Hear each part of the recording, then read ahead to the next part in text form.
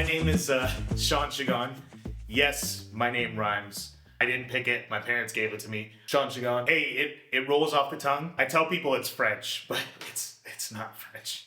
So I'm going to talk about three things. I'm going to talk about my background, the businesses that I'm building, and why I'm doing these videos. I'll talk about the last thing first. The reason why I'm doing these videos is to express myself creatively. When you are running businesses or you are in entrepreneurship, it can get relatively lonely. While that's okay, I think this is an opportunity to be able to build a network around what I am building as a business owner and also share those highs, those lows, and everything in between. I don't think that there are a lot of people who look like me who do share those stories. And I know there are people out there who, again, look like me, who, want to do something with their life and don't necessarily have a partner to do it with. I want to share my story and my journey so that way I can inspire people to be able to create something for themselves and have that confidence. So my background, it's relatively interesting. Born and raised in San Diego to two immigrants who have been running a business successfully together for the last 40 years. Probably why, I have an entrepreneurship bug in me. I've lived in Austin. I made my way here to Phoenix with my lovely fiance and my two dogs, Dalmatian and Chihuahua. They're a hoot. You'll get to meet them soon.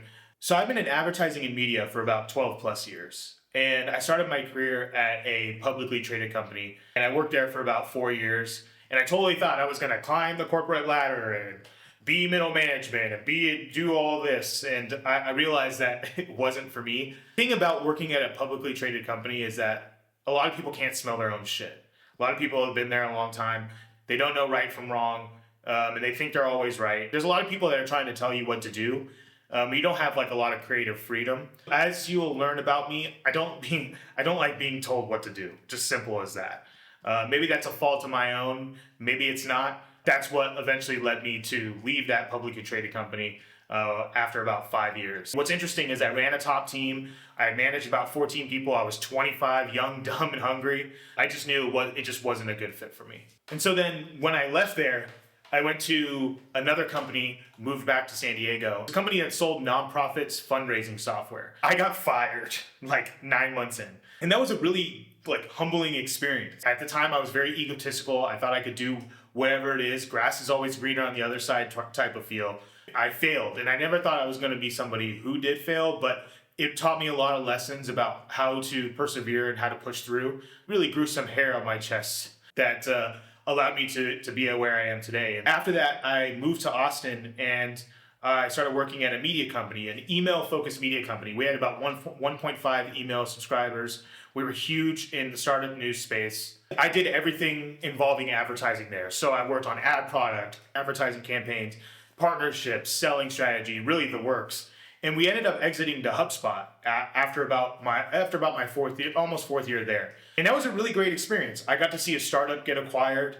I was able to see what that process looked like. And I actually led the relationship with HubSpot to allow that to happen. So it was really a good notch in my belt as far as my career is concerned. So after that, I ended up working at a creative agency, which was an awesome experience. And I got to work with some of the biggest brands in the world. People like Kendrick Lamar and his company PG Lang, Kylie Jenner, Gigi Hadid, Burberry, the New York Islanders. And it really gave me this perspective on what creative campaigns could look like holistically. And so the things that we worked on was campaign narratives, developing assets, editorial. It really showed me that, there is other things that are out there in this sort of business/creative world that you can do that is really freaking interesting. After that, I decided to leave and start my own company. And the company is called Wittier. I'm an advertising agency. I work with some of the biggest email-focused media companies in the world. Basically, what I help them do is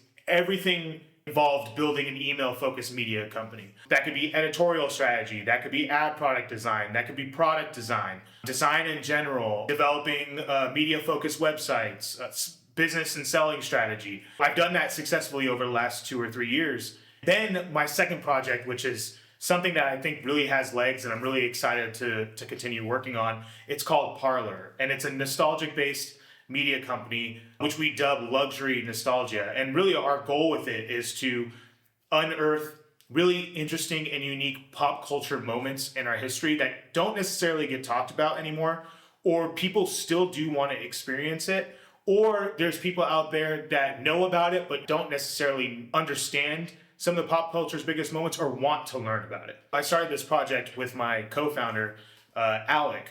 I've been chomping at the bit to get him to work with me for a really long time, and he finally bit. What a loser. So our ultimate goal is to develop documentary-style films that we can license to places like Netflix, HBO, and Disney Plus, other streaming platforms. So we typically cover the 60s, 70s, and the 80s, and nostalgic pop culture moments during that time frame. So like a really good example is we just did an editorial piece on the rise of surf culture in the 60s and 70s, and it was crazy what we found. Surf culture changed the way we speak, the way we dress, the music, and so it's really impacted American culture today. We told that story about how it's made that big of an impact on our pop culture. That gives you a really good example of what we do and what we're all about. That covers my background, a little bit about the businesses that I'm working on, and so I'm really excited to get to know you all, and I'm excited for you all to get to know me. This is really out of my wheelhouse. It's not something that I typically do. I'm looking forward to continuing to make these videos and share insight into